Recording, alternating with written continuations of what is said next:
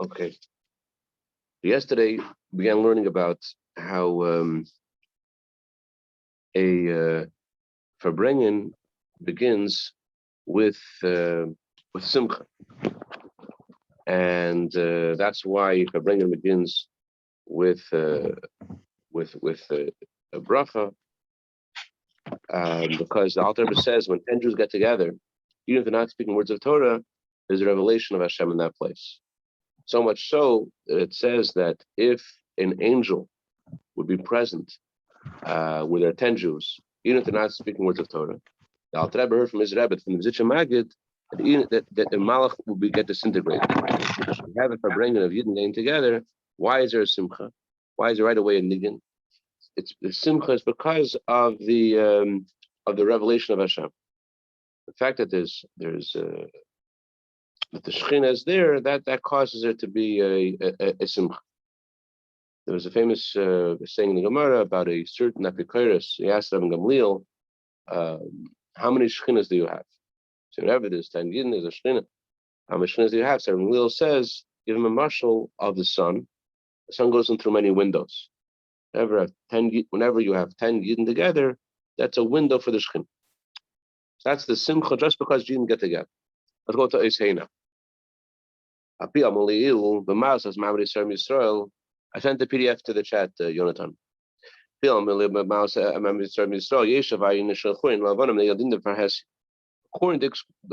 to what we've learned till now about the great virtue, when 10 Jews get together, we can explain something which can't be, it seems there's no other explanation about the laws of Farhesia. What's the meaning of what does that mean? You find many concepts in Torah that in order for them to to work, there has to be in public. Sometimes b'shleisha, b'chamisha, b'shiva. Sometimes you need to have 3 people or 5 people, 7 people. For example, Kiddush HaChedesh, next page. Kiddush HaChedesh, top of 190. Chalitza, Ketzbeh. The Kiddush HaChedesh, you have to have 3 people. To do the Chalitza, the divorce of a Yavam, has to have 5 people. Adasara, to say Kaddish, you have to have 10 people. But once you have 10 people, that's the maximum that you need. That means whether there's 10 people or 10,000 people there, it's the same halachic status.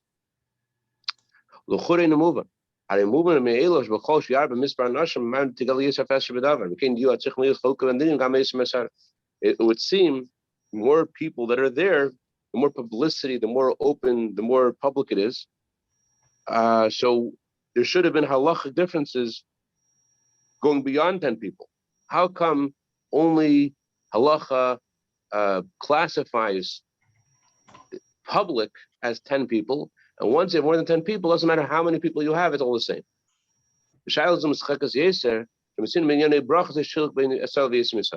The question gets greater because we do find about brachas that there's a difference between 10 people and more than 10 people.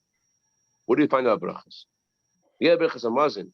Say Rabbi Yesi, Aglili, Shalfi, Reva, call him of our Hashem, Bahamachias, Barchav, Al Kingdom, Hashayesh, Chiluk, Habracha, and Yisrael, Meya, Elf, Ribu. Regarding benching, Rabbi Yesi says, according to the amount of people that are there, that's the way the bracha is said. There's a difference between the zimun that's done by 10 people, or 100 people, or 10,000 people. That's Rabbanon. Even according to halacha, and according to the other opinion that argues that basically that Rabbanon, there's no difference between 10 people and 10,000 people. Whether is 10 or 10,000, it's the same. There is a special bracha you can only say when you see 600,000 people. They actually have cards. All the brachas need to say when Mashiach will come, because what are you going to do? Mashiach's going to come. You can open up all of a sudden all these different svarim. I'd say this bracha now, that bracha. So one of the brachas that we'll have to say Mashiach comes is Shechayanu. Another bracha I have to say is Gal Yisrael. Another bracha says Machayam Misim. Another bracha we're going to say is, we're going to say Chakam Harazim. What's Chakam Harazim? Chakam means Hashem who knows the secrets of everyone. When there's 600,000 people, everyone's thinking different things. So you say a bracha when you see 600,000 people. But blessed is Hashem who knows the secrets of everyone. Is there any kind of gathering like that today? 600,000 people? Just only have it like maybe. What's the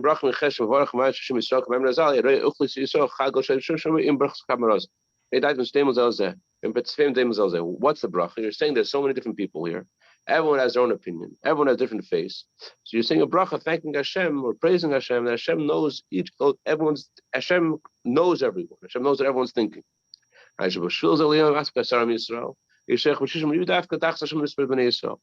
So when there are 600,000 people, only can you say this bracha.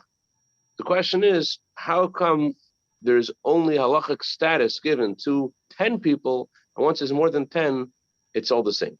We find by brachas that there is a distinction between 10 people and 600,000 people. So why is it that there are no matters of holiness that are only possible to do when there's 600,000 people? Let's first go back into the words of the Alter Rebbe. What the Alter Rebbe say? If there'll be one angel among a group of 10 Jews, the angel will get so frightened when the Shekhinah rests upon them until the angel will literally get disintegrated. When 10 Jews are there, they bring down a godly light from a place that is above the godly energy that animates the world, which is called the Amadaskasya. Amadaskasya, we learned yesterday, means a world that is hidden. What's hidden about it? It's not just hidden from our eyes, and we don't see any other worlds. But what Amadaskasya means that the worldliness of this world is hidden. You don't see the God. You don't see your own existence. All you see is the energy of Hashem that animates you. You don't see the angels in this world of Amadaskasya. They're like fish in the ocean. They feel more their source than they feel themselves. They feel more the godly energy that creates them than that they exist. So that's Amadaskasya. But when you have a minion of Yidden together, that's beyond Amadaskasya. That's something which is beyond the creatures and souls and angels of that world. Because what did the Alter Rebbe say? If an angel be present when there are 10 Jews, the Malach would disintegrate. So the kind of godly energy of a minion is even greater than an angel. So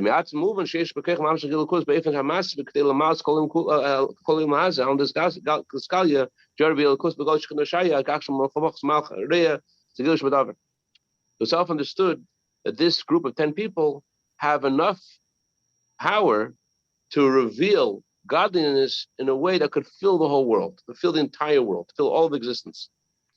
So an angel, at least an angel could see it, and but it's happened. So since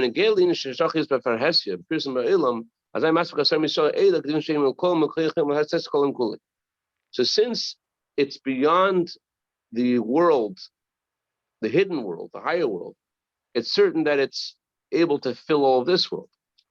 The fact that it causes an angel to get disintegrated, that shows that it's doesn't mention it here, but the Gemara in Chagiga says, Malch Moshe Meimet.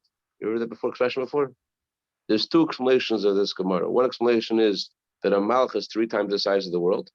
Another explanation is a Malch is the size of a third of the world.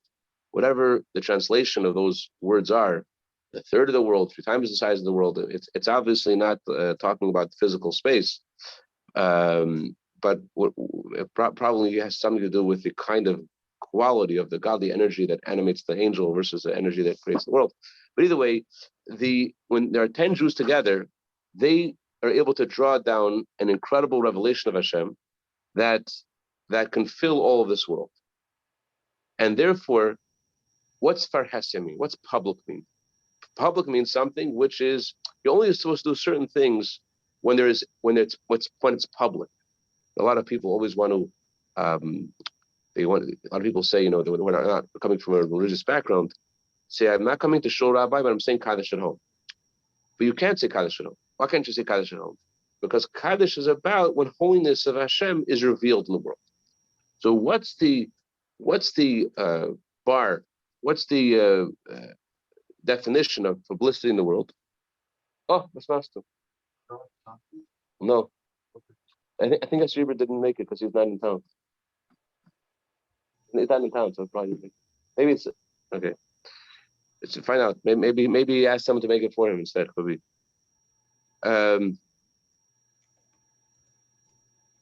So yeah, in order for to say Kaddish, Hashem's kedusha has to be in public, has to be open, has to be revealed, it has to be in a revealed way. It's not sufficient for Hashem to be there with you. Hashem is everywhere. But in order to say Kaddish, there has to be a revelation of Kedusha. Where is a revelation of Kedusha? When there's a minyan. Why is the minyan the thing, the number? Because a minyan has enough Kedusha to bring Kedusha to the entire world. So that's why the minyan is the bar, even though there's some brachas you say when there's more than a minyan, you say a bracha for Chakam Razim when there's 600,000 people, but when you have to have farhesi and have Hashem's holiness in a way that's public, so there's no greater, there's publicity through, let's say, like you do advertisement for something. So it's running in all these websites. Okay, it's in the websites, but it's not in the print version. Let's say, some newspapers are only digital right now. They're not in print. There's another publicity. I know myself. Like if I have a subscription to a magazine, I will read that magazine even if I'm less interested in it, just because it's physically in my house. So that's just Befar Hesi. It's open. It's clear. It's in my house. But there's different. So there's things just seen online. The things are just seen on paper. But then there's something which permeates everything in the entire world. There's a kedusha which affects everything. So when there's 10 yin together, there's so much kedusha there that has enough to fill the entire cosmos. So that's why it's called farhesia. It's called public, because there's so much kedusha there. If it can disintegrate an angel, and angels come from a world which is beyond this world, just higher than this world. So certainly the minyan has enough kedusha to fill the whole world. They include within this minyan the entire world. And they're able to lift the whole world. So how can we do find that there's a distinction made of things which are beyond 10? Ain's the next page. That's not about the distinction between more than 10 is not about the impact in the world. It's not about affecting or conquering another section of the world. So to conquer the whole world, you don't need more than a minyan. There's a different kind of bracha you need when there's 600,000 people. Why is that? Because there's a higher level of kedusha that you could bring down. A bracha is about what's what bracha mean?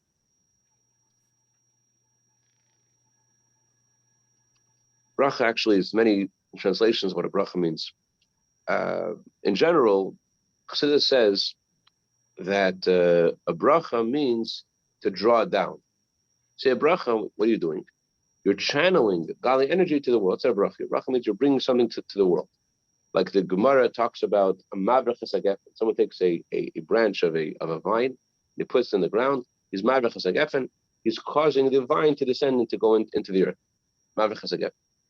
So in a similar way, when you say a bracha, you're bringing Hashem's kedusha to the world. So you baruch ata, when you're praising Hashem, not just saying something which is just between you and Hashem, you're also being mamshech, also drawing Hashem's kedusha to this world. When I was in New York, I always wanted to hear this firsthand because it's a nuance, and it's hard to know what the nuance is. And if I read it, but to hear firsthand the person who heard it directly from the Rebbe, it's different. Rabbi Nosson Garari was in an audience of the Rebbe, and he asked the Rebbe the following question. It says in Tanya that Hashem forgives you the moment you ask him to forgive you. How do we know this? So Alter Rebbe says, because it says in Tanya, you quoting from Malacha, you can't say a bracha unless you know for sure the bracha is valid. So we say in davening, blessed you Hashem who forgives us. So certainly the bracha must be 100% for sure that it's valid, that Hashem for sure forgave us. Because otherwise, how can you say a bracha? In fact, say a bracha, it's a proof that that it's 100% for sure that Hashem forgave us. But he asked the Rebbe, that's not, no one translates the word baruch that way. In other words, how does Alpha translate the baruch? Please forgive me. Thank you for forgiving me. Baruch means I'm saying thank you. Baruch atah means thank you. There are those who translate the word baruch differently. For example, the word baruch is an acronym for the words reish u'makar kol brach. Baruch is reish u'makar kol brach. So baruch atah, as in Las Vegas for Shabbos, the Jew told me that I forgot who he's quoting from. He quoted from a sefer which says the sefer asked the question, why are we saying always baruch atah, baruch atah? What's baruch atah mean? So he's quoted the sefer which says bracha is baruch atah means you Hashem. I recognize that you Hashem are the source of all blessings. Baruch atah, you're the source of all blessings. So that fits very good with the acronym. Baruch atah, you're the one where all the blessings come from. I recognize that you Hashem are the source of all blessings. So that's one way of translating bracha. Whereas Chassidus translates, I'm saying bracha, I'm bringing into the world this. But the Alter Rebbe says bracha means thank you. Please forgive me, Hashem. Thank you for forgiving me. Please heal me, Hashem. Thank you for healing me. It's a very different translation to the way other Sfarim translate it. Could be there's another opinion, but it seems like Alter Rebbe is saying his own unique translation of bracha. So he asked Rebbe what the source is, what the reason, what's the logic of Alter Rebbe's explanation. So Rebbe said that the Alter Rebbe understood this from the Smich Sadvarim. The fact that we ask Hashem to forgive us, and then we say right afterwards, blessed are you, it's not just we're praising Hashem. It sounds like not just praising Hashem in general that He forgives people. We're praising Hashem about our request. I said to Hashem, please forgive me, and therefore I'm praising Hashem for what I just asked Him about. Other people translate Baruch just praise. I'm praising you. Baruch means I'm praising you. I'm praising you, Hashem, and in general you forgive people. That's how other people translate. Other tzaddikim translate. But the Alter Rebbe says, from the fact that the bracha puts together these two, my request and my praise, it sounds like I'm praising you about my request. And therefore, I'm thanking you for what I requested. I asked you to forgive me. I'm certain you forgave me, and I know it's, and therefore I'm able to say a bracha. I thank you, Hashem, for forgiving me. That's all says in the time. But by doing that, by thanking Hashem, first of all, how can you thank Hashem for okay? Maybe let's thank Hashem for forgiving you. Okay, so the Eibusher forgave you, and even though there's a full forgiveness on Yom Kippur, and there's kapara, but there's to a certain extent Hashem forgave me already by just saying this bracha. But we also thank Hashem. We also thank Hashem for the Geula. Geula didn't come yet. How can we thank Hashem for the Geula? So it says in Sfarim that there is some level of Geula every day. There is something new of the Geula every day, just by we don't. First of all, there's a lot of things that happen to us. We don't know like what happens to us. We don't know like what the backstory is. Like the famous example of the Gemara that the person buys a ticket to go on a ship. He doesn't know that he went on ship A and ship B sank. So there's Levade. Hashem does things that only He knows, wonders that only He knows about. So Gal Yisrael, Hashem saved us in many different ways. There's also spiritual gulas. There's also spiritual redemptions that happen to us on a daily level. There's also, as we approach the coming of Mashiach, there are different kinds of revelation. Like Rebbe spoke very emphatically, we shouldn't call the time we're in now the beginning of Geula. Unlike the many religious Zionists who said that we're already in the time, the fact that the state of Israel was established is the beginning of the Geula. Ever said that from the Rambam Halacha, clearly you see it's not the beginning of Geula. Geula starts with Mashiach and the Mashiach building Beis Hamikdash and destroying the Amalek and gathering Jewish people into Israel. That's what Geula means. It's not called Geula until that happens. On the other hand, Rebbe said that Roshim Yochai came out of the cave, and this guy was carrying the two hadassim. And he asked him, what are these two hadassim for? He says, one's for Zachar, one's for Shomer. Roshim Yochai agreed to hang out in the world and to reveal Hashem's greatness in the world. That was the beginning of the Geula, of the spiritual Geula. When the Baal Shem Tov came, that was also Chos Havaya Yisroel HaKadsho. Hashem revealed in Yisroel HaKadsho, His holy arm. Says The Hashem came to the world. That's also Geula. So spiritually, there is different levels of Geula that are happening. That the more light of Mashiach's coming is coming to the world, and as the most famous statement about the Geula that the Rebbe said Mashiach is already here to open our eyes, which doesn't contradict the Rebbe saying that Chas Hashem say the Geula started yet. There's a halachic definition of Geula. Then there's a spiritual revelation of Hashem that has come to the world already. So there's something, or let's talk about leaving Mitzrayim for a second. The redemption from Mitzrayim isn't just that Pari wasn't enslaving them anymore. Redemption from Mitzrayim means that there was a revelation of Hashem. Because Hashem was revealed to them, automatically they also physically left Mitzrayim. So there's a level of Geula also even before leaving Mitzrayim. There's a revelation of Hashem in the Makkos, and there's a full revelation of Hashem at midnight when they brought the Korban Pesach. That full revelation of Hashem caused a physical redemption from Mitzrayim as well. So in a similar way, now there's different levels of revelation of Hashem that after Mashiach comes, we'll look back and we'll see like the physical phenomena that like the Rebbe spoke about, how, for example, how all the Jews coming to Eretz Yisrael, this is a preparation for, this is a sign of Kibbutz Goliath. There's some stuff happening already in Goliath that it's not called the beginning of Geula, but there is something happening also which already shows that this is what's happened. So that's what the bracha Gal Yisrael is. So there's thanking Hashem for the Geula. There's also, by thanking Hashem, it also causes it to happen. Meaning, it says in the pasuk we say every day in davening, "Va'ata kadosh yesh Yisrael." You holy, when you are Hashem, you sit upon the praise of the Jewish people. So the Baal Shem Tov says, Hashem sits upon our praise. What's the meaning of sitting upon our praise?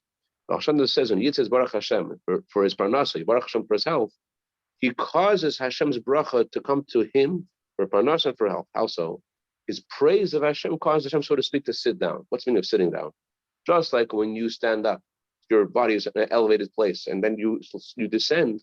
So too the godly light of Hashem, for it to descend in this world, what causes it to descend and revealed in the world is to praise of Hashem. You praise Hashem, it causes Hashem's light to come to the world.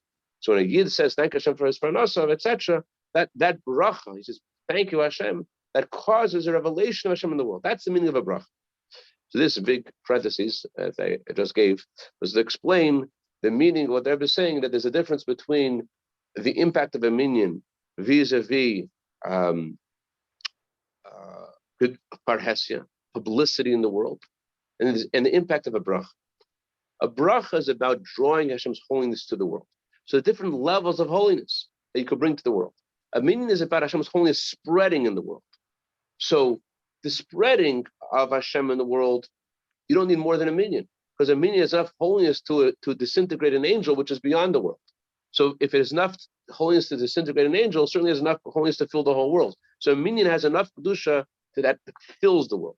But regarding the level of kedusha, there are higher levels of kedusha beyond this world. So a bracha that you say when there's 600,000 people, what are you really doing? You're drawing down a higher and deeper level of kedusha, which is beyond the world. So that's why it's different levels of bracha, whether there's 10 people or 600,000 people, because that's talking about the level of kedusha you're drawing. We're talking about where that kedusha is reaching. That's the maximum is a minyan. Once there's a minyan, that already affects the whole world. Let's read inside. Or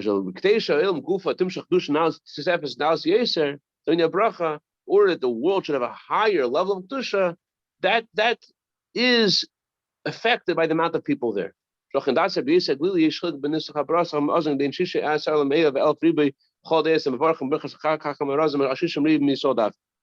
therefore, according to Bais Glili, there's a difference between when you say benching, what kind of benching do you say when there's 10 people or 100 people or 1,000 people or 10,000 people? That's why he has his opinion. He agrees that for publicity, for kedusha, that's enough to have a minyan. But regarding the bracha that you say, there's a difference between this 10, 100, 10,000. And according to everybody, you only say brachas chakamerazim when there's 600,000 people.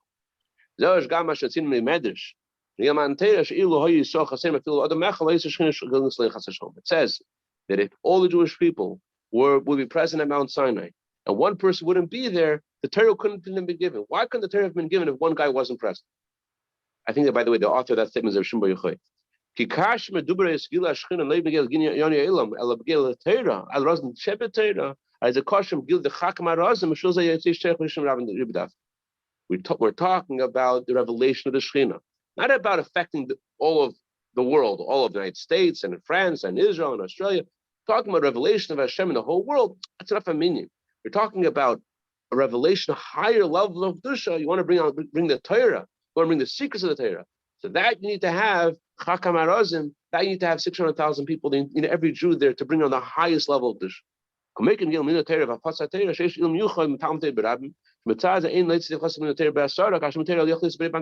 too regarding spreading Torah.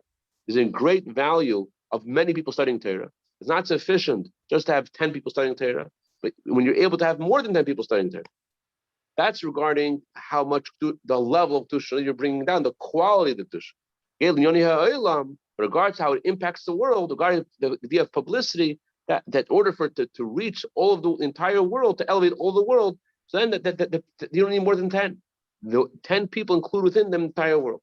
So that's why the halacha is for regarding a minyan, that's the maximum you need for kedusha in public.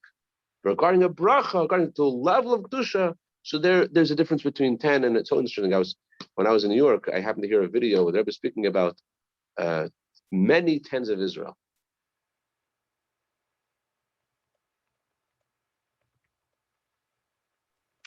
But there's clear distinction. As I'm saying over here, there's how much of the world it can reach. That's true, but regarding to how the level of kedusha, the more you get together, brings in a higher level of bracha, higher level of kedusha.